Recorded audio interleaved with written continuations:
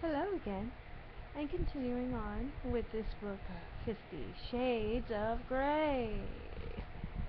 Alright, I'm sure there's a bunch of these on YouTube, but I'm gonna go ahead and do my thing here because I'd like to read this story.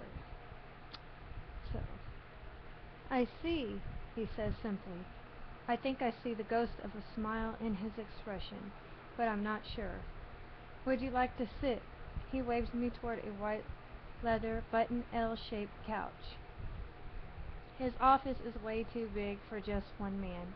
In front of the floor-to-ceiling windows, there's a huge modern dark wood desk that 6 people could comfortably eat around.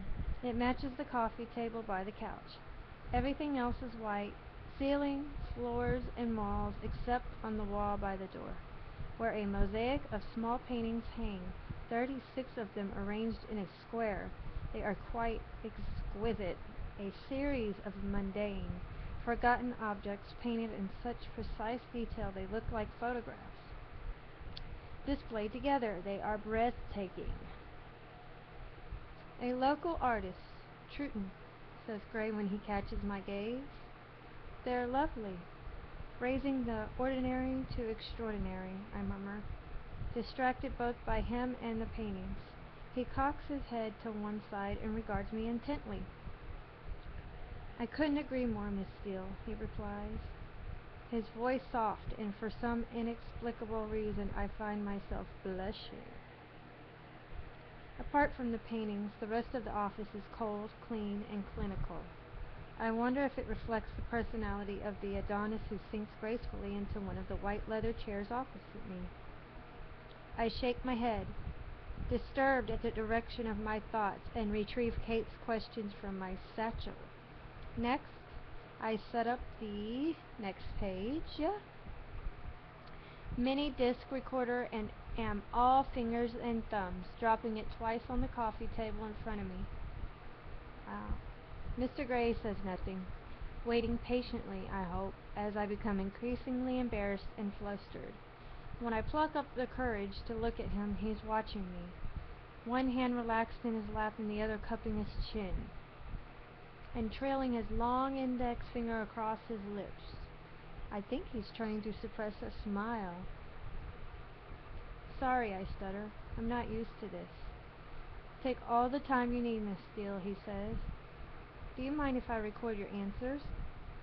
After you've taken so much trouble to set up the recorder, you ask me now? I flush. He's teasing me, I hope.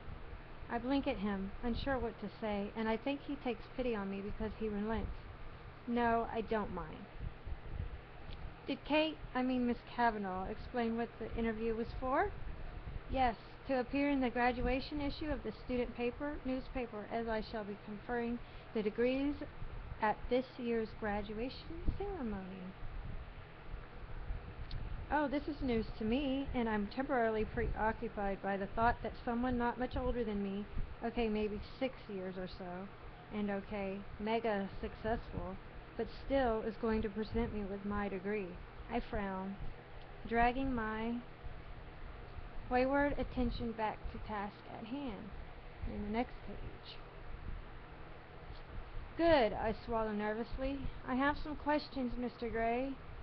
I smooth a stray lock of hair behind my ear. I thought you might, he says, deadpan. He's laughing at me. My cheeks heat at the realization, and I sit up and square my shoulders in an attempt to look taller and more intimidating. Pressing the start button on the recorder, I try to look professional. You're very young to have amassed such an empire. To what do you owe your success? I glance up at him. His smile is rueful, but he looks vaguely disappointed. Business is all about people, Miss Steele, and I'm very good at judging people. I know how they tick, what makes them flourish, what doesn't, what inspires them, and how to incentivize them. I employ an exceptional team, and I reward them well. He pauses and fixes me with his gray stare. My belief is to achieve success in any scheme, one has to make oneself master of that scheme. Know it inside and out, know every detail. I work hard, very hard to do that. I make decisions based on logic and facts. Sounds very intelligent. I have a natural gut instinct that can spot and nurture a good, solid idea and good people. The bottom line is, it's always down to good people. Maybe you're just lucky. This isn't on Kate's list, but he's so arrogant. His eyes flare momentarily in surprise. Next page. Oh, look, there's Taylor right there. He's sleeping. Gotta go to school. Alright. Wow, this is a really long chapter. I didn't think chapter 1 was this long, but... I don't subscribe to luck or chance, Miss Steele. The harder I work, the more luck I seem to have. It really is all about having the right people on your team and directing their energies accordingly. I think it was Harvey Firestone who said, the growth and development of people is the highest calling of leadership. You sound like a control freak. The words are out of my mouth before I can stop them. Oh, I exercise control in all things, Miss Steele, he says without a trace of humor in his smile. I look at him, and he holds my gaze steadily and passive. My heartbeat quickens, and my face flushes again. Why does he have such an unnerving effect on me? His overwhelming good looks, maybe. The way his eyes blaze at me, the way he strokes his index finger against his lower lip. I wish he'd stop doing that. Besides, immense power is acquired by assuring yourself in your secret reveries that you were born to control things, he continues, his voice soft. Do you feel that you have immense power? Control freak. I employ over 40,000 people, Miss Steele. That gives me a certain sense of responsibility, power, if you will. If I were to decide I was no longer interested in the telecommunications business and sell up, 20,000 people would continue struggle to make their mortgage payments after a month or so. My mouth drops open. I am staggered by his lack of humility. Don't you have a board to answer to? I ask, disgusted. I own my own company. I don't have to answer to a board. He raises an eyebrow at me. I flush, of course. I would know this if I had done some research. But holy crap, he's so arrogant. I change tack. And do you have any interest outside your work? I have varied interests, Miss Steele. A ghost of a smile touches his lips. Very varied. And for some reason I'm confounded and hated by his steady gaze.